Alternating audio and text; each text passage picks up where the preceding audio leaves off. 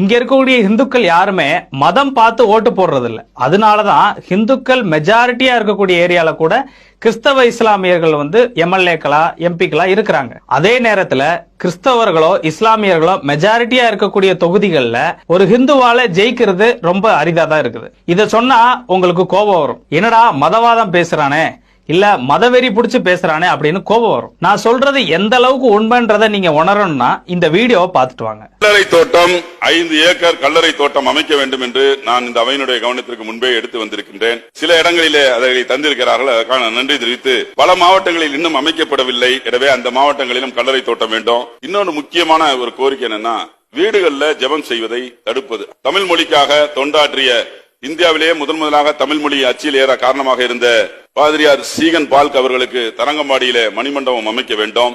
இவர் ஒரு தொகுதியோட எம்எல்ஏங்க, இனிகோ இருதயராஜன் பேரு. திருச்சி கிழக்கு சட்டமன்ற தொகுதி மக்கள் இவரை ஜெயிக்க வச்சு நமக்கு நல்லது பண்ணுவாருன்ற நம்பிக்கையில சட்டமன்றத்துக்கு அனுப்பி வச்சிருக்காங்க.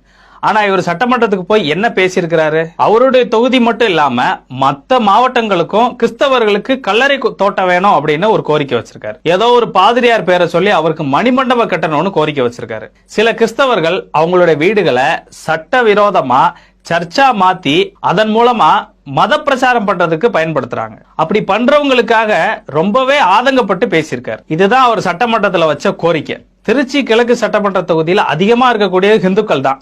அவங்க நமக்கு நல்லது பண்ணுவாரு அப்படின்னு இவரை சட்டமன்றத்துக்கு அனுப்பிச்சு வச்சிருக்காங்க. ஆனா அந்த மக்கள் என்னதான் மதம் கடந்து ஜனநாயக முறைப்படி அவரை தேர்ந்தெடுத்தாலும் அவர் ஒரு கிறிஸ்தவரா தான் பேசியிருக்காரு அந்த இடத்துல. இதே எம்எல்ஏ தான் இதுக்கு முன்னாடி ஒரு சர்ச்சையான விஷயம் பண்ணாரு. தஞ்சாவூர் மாவட்டம் மைக்கேல்பட்டியில படிச்ச சகோதரி லாவண்யாவோட வழக்குல குற்றம் சாட்டப்பட்டு தண்டனை அனுபவிச்ச சகாயமேரி அவங்க வெளியில வரும்போது, அதாவது ஜெயில இருந்து வெளியில வரும்போது அவங்கள கௌரவப்படுத்தி வரவேற்றதும் இதே எம்எல்ஏ தான். இவங்க என்னதான் ஜனநாயக முறையில ஜெயிச்சாலும் ஒரு மதத்துல சார்ந்துதான் நிக்கிறாங்க. கிறிஸ்தவராவே தான் இருக்காரு. ஆனா இவங்க நம்மகிட்ட என்ன சொல்றாங்க?